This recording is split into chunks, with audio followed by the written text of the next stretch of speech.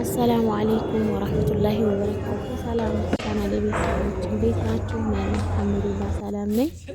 ዛሬም በአዲስ ቪዲዮ መጥቼላችኋለሁ። በቻናል አዲስ የሆናችሁ ሰብስክራይብ በማድረግ ቤተሰብ ሁኑ። በቻናል ቤተሰቦች ደግሞ ላይክ፣ ሼር እያደረጋችሁ አበረታቱኝ። ዛሬ እንግዲህ ያው ከቤቴ ጀምሮ ከተማ እሄዳለሁ። የቀኑ ውሎዬን አሳያችኋለሁ።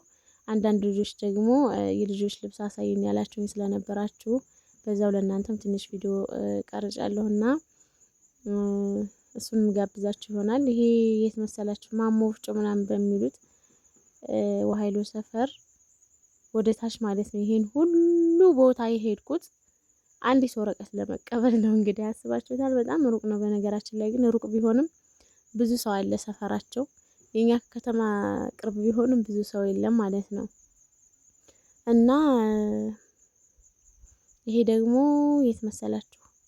ወደ ቴሌው አካባቢ ወሃይሎ ሰፈር ነው ይሄ።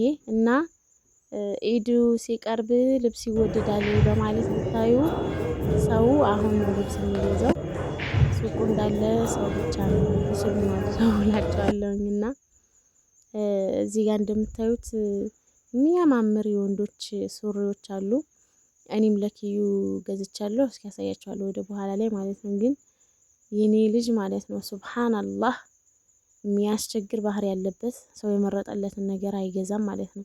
ከዚህ በፊት አንድ ጫማ ራሱ መርጦ ገዝቶ ወላሂ አንድ ቀን ብቻ ለብሶ ተቀምጧል። ጫማው አይቀይሩኝ ነገር ለብሶታል።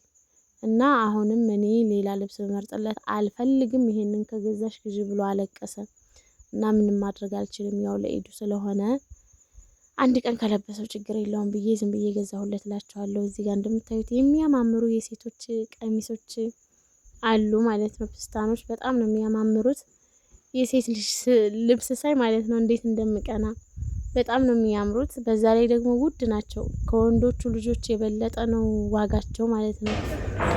እና 3000 ብር፣ 3500 ብር፣ 4000 ብር ኧረ ከዛም በላይ ያሉ ውድ ናቸው ማለት ነው።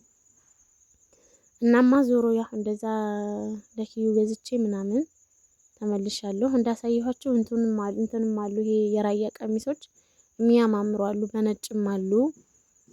ዋጋቸው 7000 ይላሉ።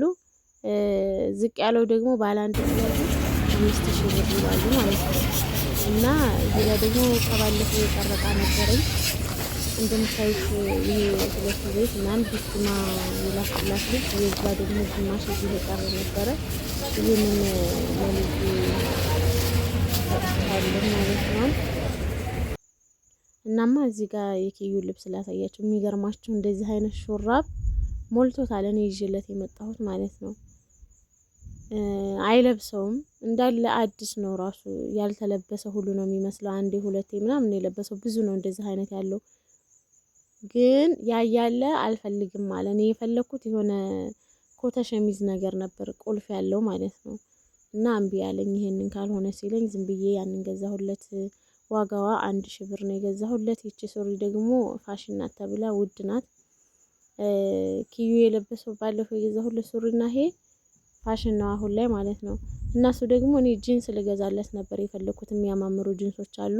አልፈልግም ብሎ እምቢ ያለኝ ይሄንን ነው ብሎ እምቢ ሲል ይሄንን ደግሞ 2200 ብር ልብስ በጣም ተወዷል። በተለይ የልጆች ልብስ ማለት ነው። የትላልቅ የአዋቂ ልብስ ይሻላል ትንሽ እንጂ የልጆቹ ውድ ነው እላችኋለሁ። እቺ ጀበና ደግሞ ጁምዓ ዕለት ነው የገዛኋት፣ ረስቸው ሳላሳያችሁ ማለት ነው። እናማ ያው ከዛ መጥቼ ማፍጠሪያ ሰራርቻለሁ፣ ሾርባ ሰርቻለሁ፣ ክክ ሰርቻለሁ፣ ወጥ ማለት ነው። ስሰራ አላየኋችሁም ብዙ ጊዜ በነገራችን ላይ ሰርቼ ከጨረስኩ በኋላ ነው ትዝ የሚለኝ ቪዲዮ መቅረጽ ማለት ነው።